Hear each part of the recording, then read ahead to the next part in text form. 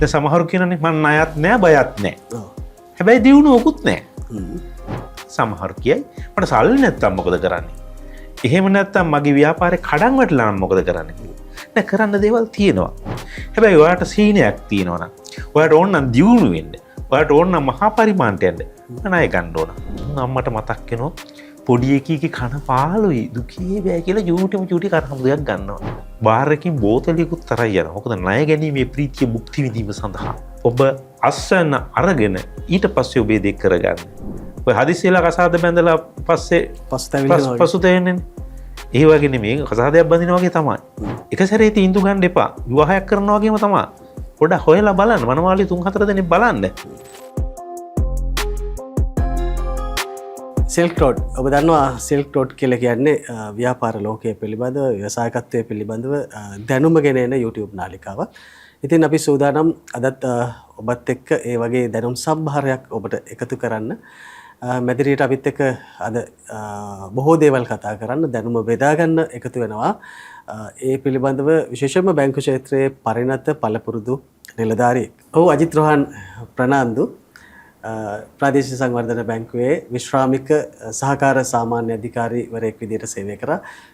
විශේෂයෙන් ඔහු සතු දැනුම බොහෝ තිබෙනවා අපිට බෙදා හදා ගන්න.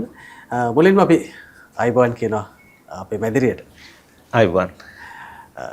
අයිබෝන් කියලා පිළිගන්න ගමන්ම මම මුලින්ම අහන්න දැන් අවුරුදු 40ක් සැමරුණා ගිය අවුරුදු 2025ට ප්‍රාදේශීය සංවර්ධන බැංකුවට. ඔබ විශ්‍රාම යනකොට අවුරුදු 39ක සේවා කාලයක් සපුරලා තිබ්බේ බැංකුවේම. ඒකට බැංකුව සමානයි අජිත් රෝහන් කියලා කියන්න පුළුවන්. ඒ නිසා මම හිතන්නේ විශාල දැනුම් සම්භාරයක් තියෙන පුද්ගලෙක්. විශේෂයෙන්ම අපි අපේ රටේ බහුතරයක් ව්‍යාපාර කරන සුළු හා මධ්‍ය පරිමාණ කර්මාන්තයේ ව්‍යාපාරවල යෙදෙන අය. විශේෂයෙන්ම අපි SME සෙක්ටර් එක කියලා කියන්නේ ඒගොල්ලෝ. ඉතින් එයාලගේ පිළිබඳව මම හිතන්නේ ප්‍රාදේශීය සංවර්ධන බැංකුව තරම් එයාලට සමීප වෙච්ච තවත් මූල්‍ය ආයතනයක් නැති තරම්. අපි දන්නවා ලංකාව පුරා විවිධ ව්‍යාපෘති තිබුණා.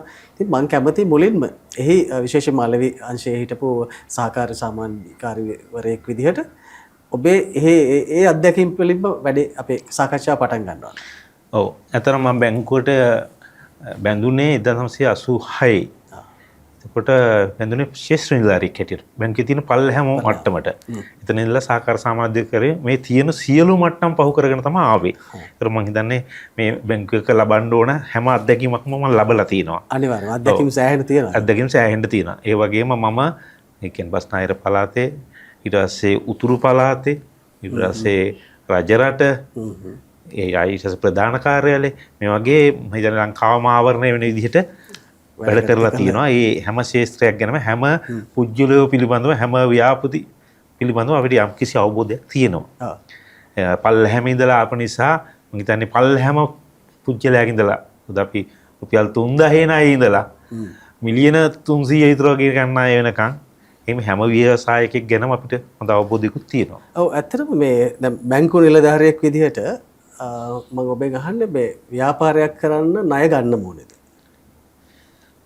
නෑ ණය නොගෙනත් පුළුවන්. හැබැයි දැන් සමහරු කියනනේ මම ණයත් නෑ බයත් නෑ.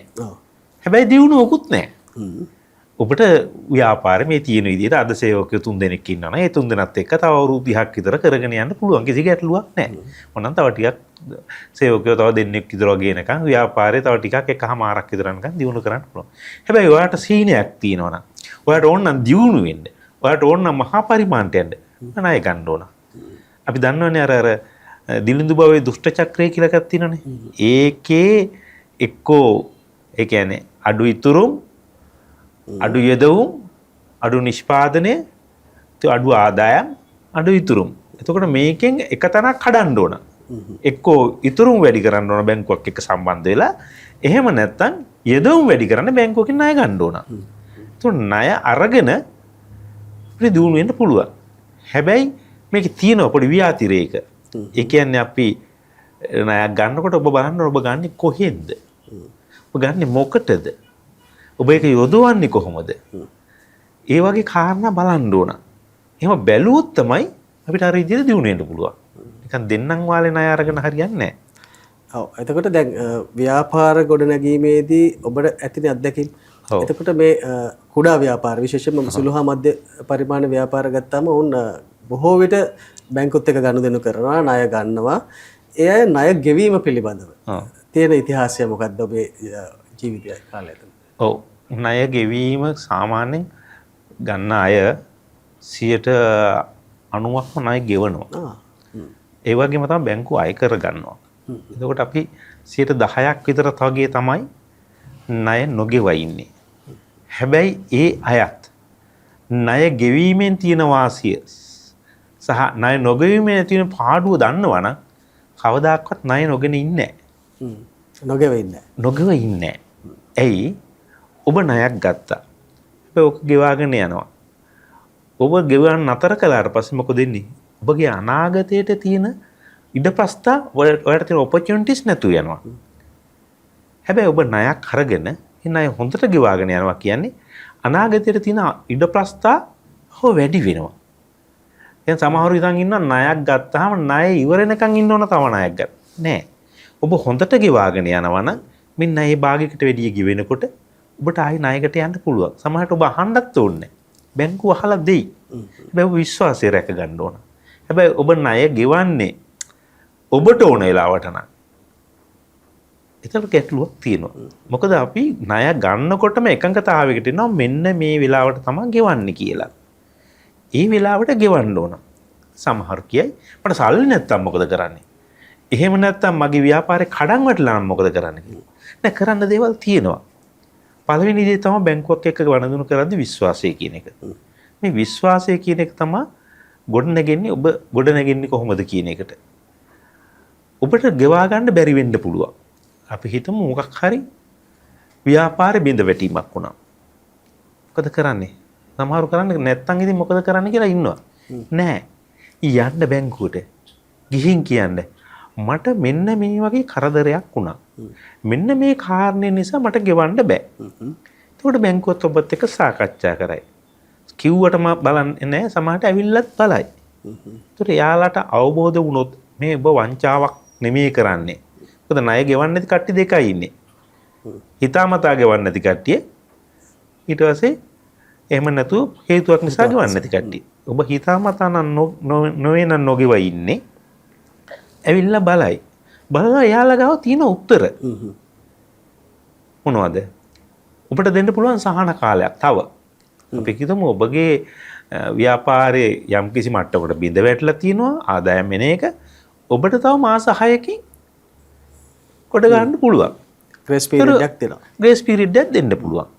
එහෙම නැත්නම් මේක ප්‍රතිහෝගත කරලා මේ ඔබේ තියෙන හිඟ ටික දෙන්න පුළුවන්. ඒක ණය ගෙවන්න තියෙන තව අවුරුදු දෙකකින් ඉවර වෙන්න තියෙන තව මාස 6ක් එහාට දාලා කාලෙ දික් කරලා දෙන්න පුළුවන්. ඔබගේ වාරිකේ කුඩා කරලා අඩු කරලා දෙන්න පුළුවන්. සමහරට ඔබට දඩ පොලියක් යනවා නම් ඒක අයින් කරලා දෙන්න පුළුවන්. එහෙම නැත්නම් ඔබේ තියෙන ප්‍රශ්නේ දැන් ව්‍යාපාරේ වැටිලා. එතකොට දැන් අපි හිතමු පහුගිය කාලේ දිට්ටුවා නිසා ව්‍යාපාර වැටුණා. එතකොට ඒ වගේ එකක් වෙච්චාම කරගන්න දෙයක් නෑ තමයි. හැබැයි බැංකුව ඊට පස්සේ මොකද කරන්නේ? ඔබට තව ණය මුදලක් දෙයි. එක්කෝ මේක පියවගෙන දෙයි. එහෙම නැත්නම් මේක තියේදී දෙයි ඔබේ ව්‍යාපාරේ ගොඩ නගන්න. ඔබට නැවත ගොඩ නැගෙන්න. එතකොට මේ හැම දෙයක්ම කරන්නේ ඔබ ගිහින් කියපුවාම ඔබ හොරෙක් කියලා බැංකුවට හිතෙන්නේ නැතුව ඔබ විශ්වාසවන්ත කෙනෙක් කියලා හිතනවා නම් බැංකුව හැමදාම ඕනම බැංකුවක් ඔයත් එක්ක ඉන්නවා. හරි දැන් තව කාරණයක් තමයි දැන් මේ ලංකාවේ මිනිස්සුගේ විශ්වාසයක් තියෙනවා බැංකුවකින් ණයක් ගන්න එක ඊතර පහසු කාර්යයක් නෙමෙයි කියලා. උන් කියන මතයක් තිබෙනවා සමාජයේ ඇත්තටම ණය දෙන්නේ බැංකුවකින් මේ සල්ලි තියෙන මිනිස්සුන්ට කියලා. කියන්නේ අප තියන්න ඕනේ, දීපල තියන්න ඕනේ, මෙහෙම තියන්න ඕනේ. ඒක නිසා මේ ණයක් ගන්න එක හරි අමාරු වැඩක් කියලා. එතකොට මේ විශේෂයෙන්ම ව්‍යාපාර සඳහා ණය සුළු හා මධ්‍ය පරිමාණ ගැන අපි කතා කරොත් ඒ අයට අපි හිතමු කෙනෙකුට ස්වයං රැකියාවක් පටන් ගන්න අදහසක් තියෙනවා. ඒ අදහස ක්‍රියාත්මක කරන්න ඔහු අතේ සල්ලි නැහැ. ඔහුට අනිවාර්යයෙන්ම බැංකු ණයක් ගන්න වෙනවා. මේක පහසු නැද්ද ඇත්තටම ඔය කියන විදිහට ණයක් ලබා ගැනීම? නෑ පහසුයි. අපි ඒකට එන්ට වෙන විදිහත් එක්ක තමයි මේ ගැටලුව තියෙන්නේ. අපි මොනවද මේකට සූදානම් වෙන්නේ? අපි කොහොමද මේක යන්නේ? දැන් සමහරු කියනවා මේ බැංකුවෙන් ආච්චිගේ මල්වරණකටත් අහනවා කියලා. මේ ණය දෙන්න ගියාම නෑ බැංකු සමහරලාට අහන්නේ ඔබගේ ව්‍යාපාරය පිළිබඳව හෝ ඔබ කරන්න යන වැඩේ පිළිබඳව ලොකු අවබෝධයක් එයාලට ඇති වෙච්ච නැති වෙනවා.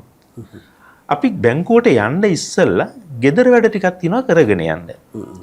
මේ වැඩ ටික කරන්න ඕන. ඒ හෝම්වර්ක් ටික කරන්න ඕන. හෝම්වර්ක් කරන්න නැතුව විභාගේ පාස් වෙන්න අමාරුයි.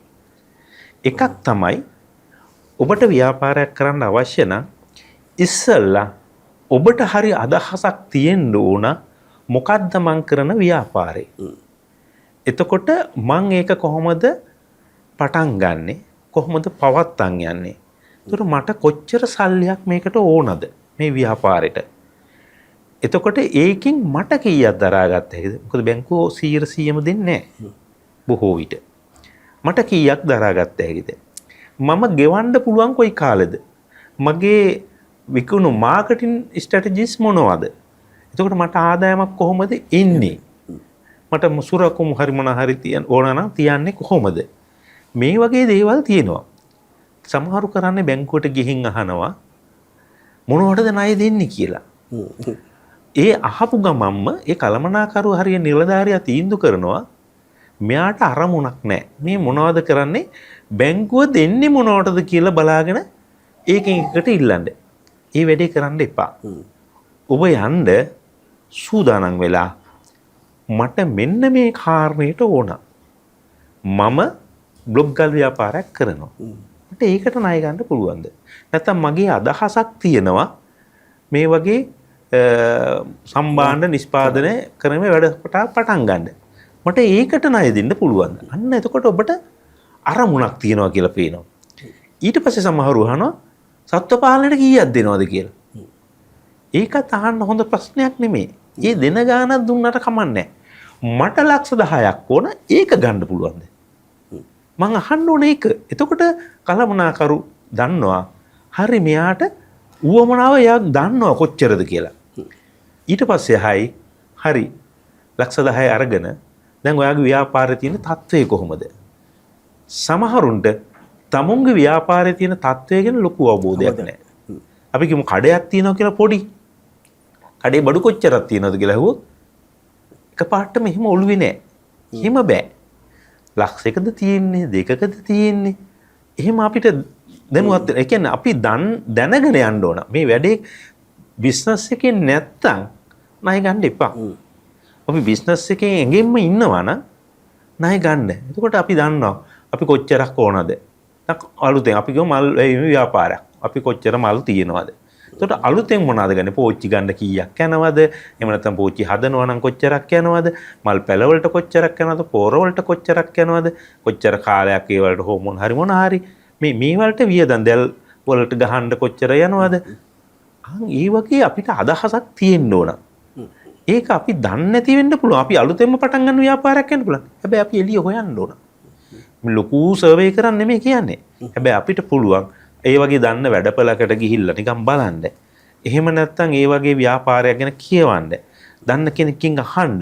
මේ බලලා අපිට යම් අදහසක් තියෙන්න ඕන මෙන්න මේ විදිහට ව්‍යාපාරي අරගෙන මෙන්න මේ වගේ කරලා බැංකු ණයකුත් යොදලා මේක ගොඩනගලා අපිට ආපහු ගෙවන්න පුළුවන් කියලා. අන්න ඒක ලොකු ව්‍යාපෘති වාර්තා ඕනේ නැහැ. හැබැයි ඔයාට එක්සයිස් කෝල දෙකක අදහසක් තියෙනවා නම් ඒ අදහස හරියට පැල කරන්නේ පොළොවේ කොහොමද කියලා තියෙනවා නම් ඔබට ඕන බැංකුවක් උදව් කරයි. ඔව් දැන් විශේෂයෙන්ම ප්‍රාදේශීය සංවර්ධන බැංකුව කියන්නේම එහෙම බැංකුවක්නේ. ඔව්. ඒත් එක්කම දැන් ඒකේ වෘත්තීය කාලය අවුරුදු 39ක වෘත්තීය කාලය ඇතුලේ පුංචිම තැනේ ඉඳලා ඉහළම සහකාර සාමාන්‍ය අධිකාරී තනතුරක් දක්වා ගියපු ගමනේ බොහෝ පිරිස් ආශ්‍රය කරලා ඇතිනේ. බොහෝ අයට ණය දීලා ඇති, ඔවුන්ගේ සක්සස් ස්ටෝරි දැකලා ඇති. මේ ඒ වගේ අත්දැකීමක් දෙකක් බෙදා ගන්න පුළුවන් මේ වෙලාවේ අපිත් එක්ක. ඔව්. ඒ කියන්නේ විශේෂම බින්දුවෙන් පටන් ගන්න දියුණු සාර්ථක අය වගේම අසාර්ථක අයත් දැකලා තියෙනවා. සාර්ථකය අඩුයි. හැබැයි ඉන්නවා. සාර්ථක අය මම දන්නවා. මට මතකයි එක ව්‍යාපාරිකයෙක් ඔහු යම් කිසි වැදගත් පවුලක කෙනෙක් හිතුමතේට විවාහයක් කරගෙන ගෙදරින් එළෙව්වා. ඊට පස්සේ ඔහුට මුකුත් කරගන්න දෙයක් නැහැ. පොඩි තේ කඩයක් කුලියට ගත්තා. අරගෙන ඒක කළා. ඒකත් බංකුලොත් වුණා. ඊට ඔහු බැංකුවට ආවා. බැංකුවට ඇවිල්ලා කතා කළා. ඊට පස්සේ අපි ගිහිල්ලා බලලා ඔහුට දුන්නා රුපියල් 8,000 ණය. මේ තේ කඩේ එයාට හැබැයි අපි ඊට පස්සේ බැංකුවේ එක්ක හිටියා බැංකුවත් එක්කම කළා. මෙයා ඊට පස්සේ 8,000 ඊළඟ සැරේ රුපියල් 15,000ක ණයකට ගියා. ඒ යනකොට එයා එහා පැත්තේ කඩ කෑල්ලත් කුලියට ගත්තා. ඊට පස්සේ 15,000 ණය ඊට පස්සේ රුපියල් 50,000 විතර වගේ ණයක් ගත්තා. එතකොට ඔහු ඒ කඩ කෑලි දෙකම සල්ලි වලට ගත්තා. ඊට පස්සේ ඊළඟ ලොකු ණයකට යනකොට මුළු කඩ පේලියම සල්ලි වලට ගත්තා. ඊළඟට එයා ඒ ණය වලින් ඊට පස්සේ කොහොමෝලක් ගත්තා. තව මෙයා ගත්තා. ලොකු ව්‍යාපාරිකෙක් වුණා. ඒ වගේ මට මතකයි මීගමුවේ එක්තරා දිරිය කාන්තාවක් ස්වාමිපුරුෂයා අසනීපෙන් හිටියේ. ඔබ 25000ක ණයක් තමයි ඉස්සෙල්ලා ගත්තේ. මම මේ අද ළඟදී බලනකොට එයා මිලියන 5 තුන්වෙනි ණය විතර වගේ ඊටත් එහා. දැන් එහෙම ගිහින් ඉස්සර රුපියල් 25 කරවල වේලුවේ. මුදු වෙරළේ වෙල්ලේ දාලා එයාම මහන්සිලා කරවල වේලපු කෙනා අද මුදලාලි කෙනෙක් වෙලා. මම හිතන්නේ දැන් ප්‍රාදේශ සභා මන්ත්‍රී කෙනෙක්ද කොහෙද? ඒ වගේ එයා ලොකු මේ වගේ ලොකු ස්ටෝරි ඕනතරම් තියෙනවා. ඒ වගේම අපි දන්නවා අපි මතකයි ඒ කාලේ රුපියල් 3000 ණය දුන්නා වළං හදන්න. ගම්මානකටම අපි ඒ 3000 දුන්නේ අපි යාට වළං හදන්න සහ ඒ සතිය කෑමටත් එක්ක වගේ. ඒ වගේ සති දෙකක විතර වගේ එහෙම ඒ වගේ කියන්නේ මම කියන්නේ මේ දැනට අවුරුදු 40කට 39කට විතර ඉස්සර මුල්ම කාලේ. හැබැයි ඒ සමහරු ඒ ණය යොදවපු හැටි. මොකද ඒ ගෙවල් වල ඒ දවස්වල සතියකට එක දවසයි මාළු ගන්නෙ. යාළු හරි මස් හරි ගන්නෙ. මේ ණය ගන්න දාසේ ණය අරගෙන ගියාම ගෙදර මාළු ගෙනල්ලා. නමුත් මේ ණය අරගෙන මේ සන්තෝෂරත් එක්ක ගිහින් මසුත් තරන් ආවා. එතනම ඒ ව්‍යාපාරේ මොකද මේ සල්ලි අහකට ගියා. අපි දැකලා තියෙනවා සමහරු සල්ලි ගත්තාම කෙලින්ම මේ බාර් එකකින් බෝතලයකුත් තරයි යනවා. මොකද ණය ගැනීමේ ප්‍රීතිය භුක්ති විඳීම සඳහා. එතකොට අර ණයට ගන්න ගියේ කී ටිකක් යනවා. සමහරු ණය අරන් එළියට එනකොට අම්මලා අපි ගල්ගමු පැත්තේ එහෙම අපි දන්නවා. එළියට අපෝ එතනම ජුවලරිය තියෙනවා. අම්මට මතක් වෙනවා පොඩි එකීගේ කන පාළුයි දුකේ බෑ කියලා චූටි කරහමුදයක් ගන්නවා. අර කුඹුරට පෝර ගහන්න තියෙන සල්ලි. ඒතර පෝර ටිකක් අඩු වෙනවා. මේ ණය අවභාවිතා වෙනවා. මෙන්න මේවත් එක්ක තමයි ණය ගෙවීම අපහසු වෙන්නේ. ණය ගත්තා නම් ණයගත්තු දෙයට යොදවන්න.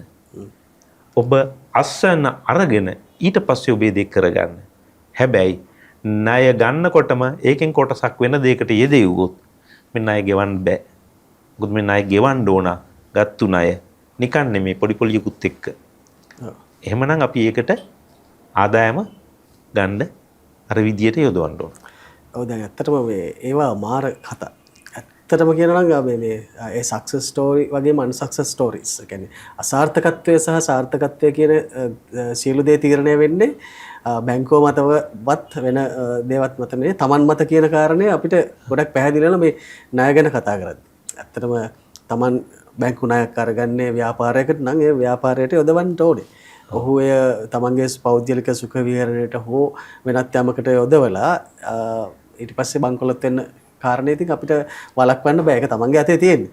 ඉතින් පළපුරුදු බැංකු නිලධාරියෙක් විදිහට බැංකු ණය සහ ණය ගැනීම ණය ගෙවීම සම්බන්ධයෙන් මේ කතා කරන්නේ.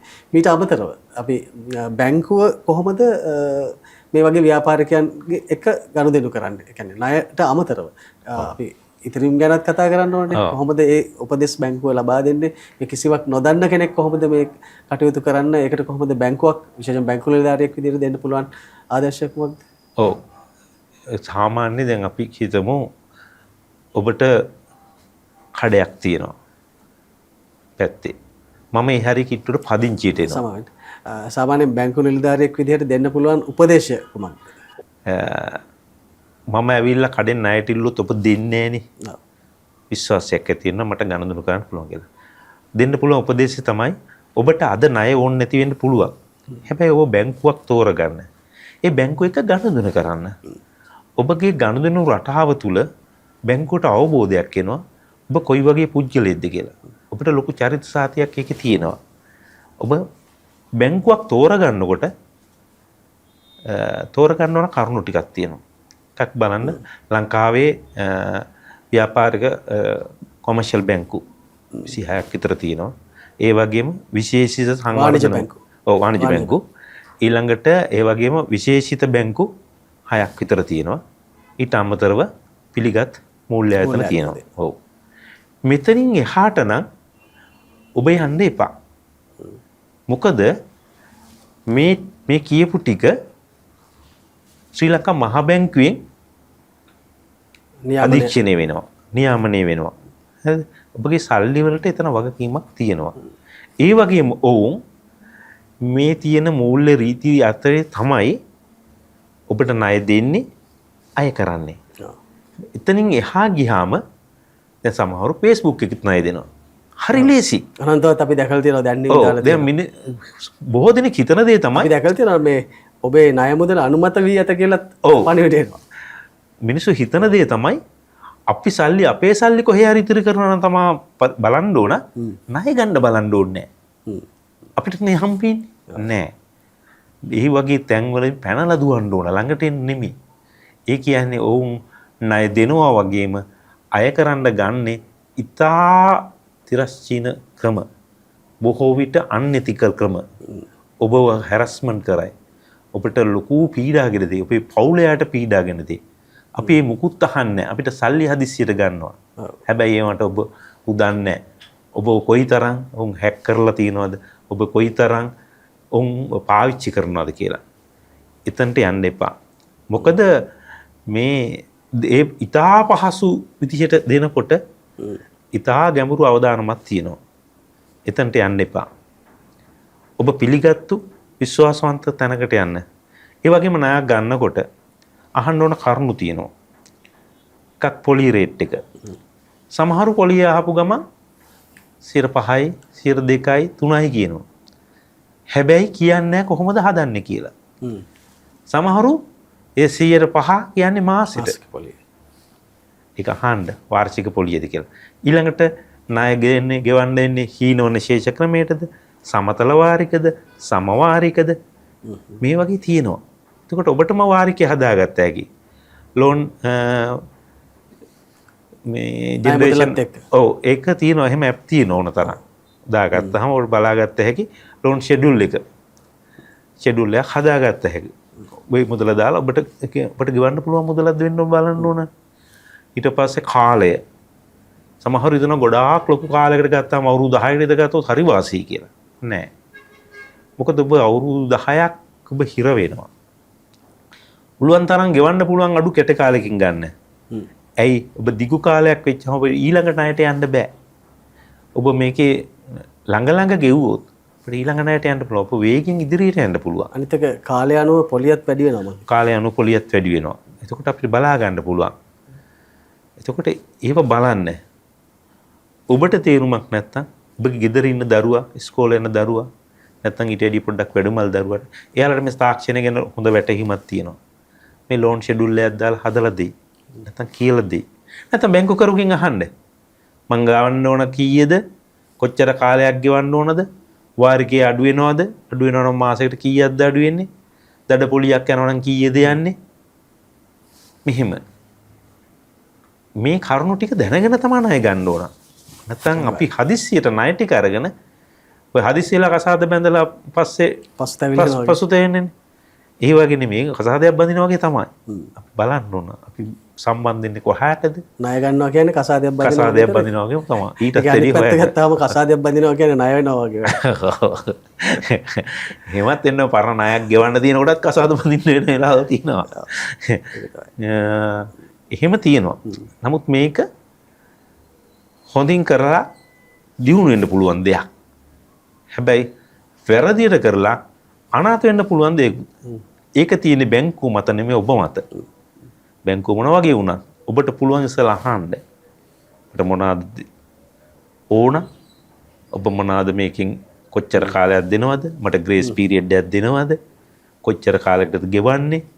එතකොට ඔයාගේ දඩ පොලියක් යනවා නම් කීයක් යනවද? ඊට පස්සේ වාරිකේ ගෙවන්න ඕන කවදටද?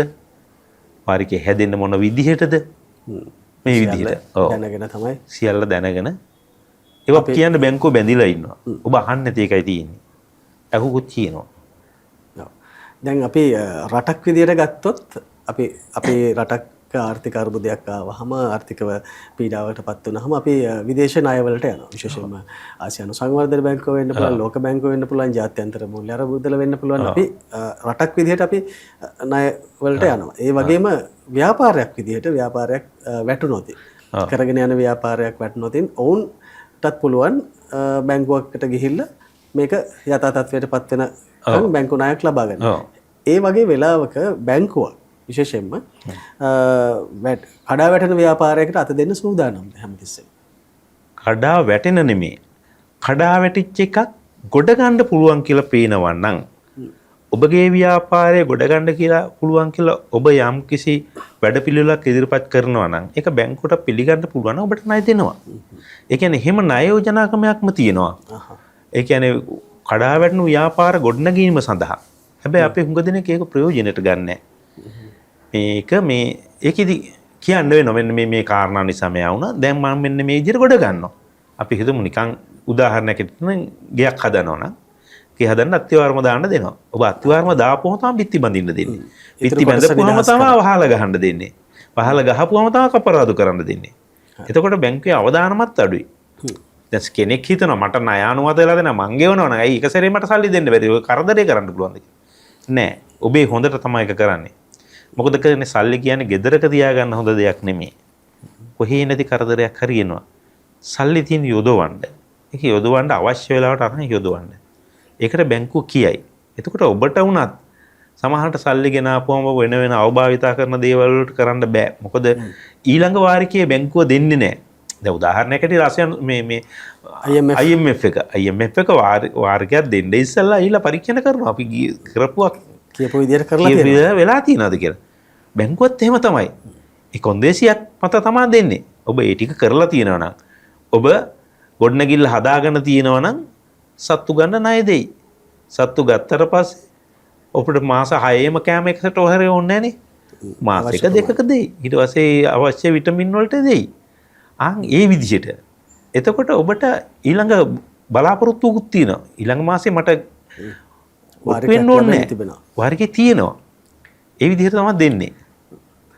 ඔව් දැන් අපි බැංකු ණය පිළිබඳව කතා කරා විශේෂයෙන්ම සුළු හා මධ්‍ය පරිමාණ ව්‍යාපාරිකයන් කේන්ද්‍ර කරගෙන කොහොමද ණයක් ගන්න, ණය ගෙවුවා, ණය ගත්තට පස්සේ ගෙවන්න පුළුවන්ද, බැංකුවක් විදිහට කොහොමද කටයුතු කරන්නේ? ඒ වගේ දේවල් අපි කතා කරා. ඉතින් අවසාන වශයෙන් අපි දැන් බොහෝ වෙලාවක් මේ ගැන කතා කරා. ඔබට මේ පිළිබඳව තවත් යම් පැහැදිලි කිරීමක් කරන්නට තිබෙනවද? ඔව්. මෙතන මේ ඉස්සරටත් වැඩියේ දැන් ණය කියන දේ බොහොම පහසුවෙන් ගන්න පුළුවන්. ඒ වගේම යොදවන්න පුළුවන් ව්‍යාපාර සඳහා හොඳ අවස්ථා තියෙන කාලයක්. හැබැයි අපි දැනගන්න ඕන අපි ගන්න ණය මුදල මේ ව්‍යාපාරයට මෙච්චර ඕනද? මට ඒකෙන් එච්චර රිටර්න් එකක් එනවද? ඒ රිටර්න් එක අරගෙන මම පොලියක් ගෙවලා බැංකුවේ ණයක් ගෙවලා ඊට පස්සේ මගේ ආදායමට ප්‍රමාණවත් වෙයිද? මොකද අපි මේ මුදල් අපි කියන ඩොලරේ එහා මෙහා වෙනවා. ඒ වගේ දේවල් එනවනේ. ඒ වගේ ආර්ථිකයේ ෂොක් එකකටත් මේ ව්‍යාපාරය දරා ගන්න පුළුවන්ද? ඒ වගේ හිතලා ව්‍යාපාරයක් කරන්න. මොකද මේ ව්‍යාපාරයක් පටන් ගන්නකොට ලොකු ගණන් වලින් පටන් ගන්නට වැඩිය තමුන්ට දරා ගන්න පුළුවන් පටන් අරගෙන ඊට පස්සේ අත්දැකීම් ලැබමින් ඉදිරියට යන්න. ඒක තමයි සාර්ථකම දේ. එතකොට ඔබ බැංකුවක් හරියට තෝරගන්න. ඔබ බැංකු තියෙනවා විශේෂයෙන් දැන් ඔබට කියන්න පුළුවන් රජයෙන් දෙන ප්‍රතිමූල්‍ය ණය තියෙනවා. ප්‍රතිමූල්‍ය ණය කියන්නේ ඉතා අඩු පොලියට දෙන ඒවා. මේ දවස්වල තියෙනවා 3% විතර වගේ ඉඳලා ණය. ඔබ බැංකුවකට ගියාම එකපාරටම මට ණයක් ගන්න කියනට වැඩියේ කාරණාත් එක්ක ගිහිල්ලා ඒ වගේ අඩු පොලි ණය යෝජනා ක්‍රම තියෙනවද කියලා බලන්න. ඒ වගේම සමහර ණය යෝජනා ක්‍රම තියෙනවා කප්රුකු වගේ ඒවා. ඔබ ගෙවූ පොලි ආපහු ගෙවන ඒවා. ඒ කියන්නේ ඔබ අවුරුද්දක් ණය අරගෙන මේ වැඩේ හරියට කරලා සාර්ථක නම් ඔබ ගෙවූ පොලි ආපහු දෙනවා. එහෙම මේ ප්‍රතිපාදන තියෙන ණය යෝජනා ක්‍රම තියෙනවා. ඒ වගේ ඒවා තියෙනවද? කියන්නේ ඔබට ගැළපෙන මේ ව්‍යාපාරයට ඔබට ගෙවා ගැනීමේ හැකියාවත් එක්ක ගැළපෙන සහ ඔබට ව්‍යාපාරය දියුණු කරගන්න අඩුම පහසුකම් බැංකුවට ගෙවන්න වෙන වැඩිම ලාභයක් අපිට ලැබෙන ණය යෝජනාකම තියෙනවා කියලා බලන්න. එක බැංකුවකට නෙවෙයි බැංකු දෙක තුනකට ගිහින් බලන්න. එක සැරේ තීන්දුව ගන්න එපා. විවාහයක් කරනවා වගේම තමයි. පොඩ්ඩක් හොයලා බලන්න. මනමාලි 3-4 දෙනෙක් බලන්න. බලලා මගේ මේ වැඩේට ගැළපෙන දේ කොහෙද තියෙන්නේ? කොහොමද මං කරන්න ඕන කියලා බලන්න. එක සැරේම ණය අන්නකොට අවශ්‍ය සියලු තොරතුරු ඉල්ල ගන්න. ඔබ නැත්නම් අද ෆෝම් එක බාර දීලා ඊට පස්සේ හෙට අඩුපාඩුවක් කියලා ආයෙ නෙතුර යනකොට ඔබටත් එපා වෙනවා බැංකුවටත් එපා. නෑ එක සැරේ අහගන්න. බැංකුවලින් බොහෝ විට දෙනවා තොරතුරු ටික. මෙන්න මේවා මෙයා කරන්න කියලා. ඒ ටික හරියට කරන්න. බැංකුව යාළුවෙක් හැටියට ගන්න අතහල්ලන් ගමනක් යන්න පුළුවන්. ඔබට ගොඩක් දුර යන්න පුළුවන්. හොඳයි. අපි බැංකු ණය පිළිබඳව සහ බොහෝ දේ කතා කරා.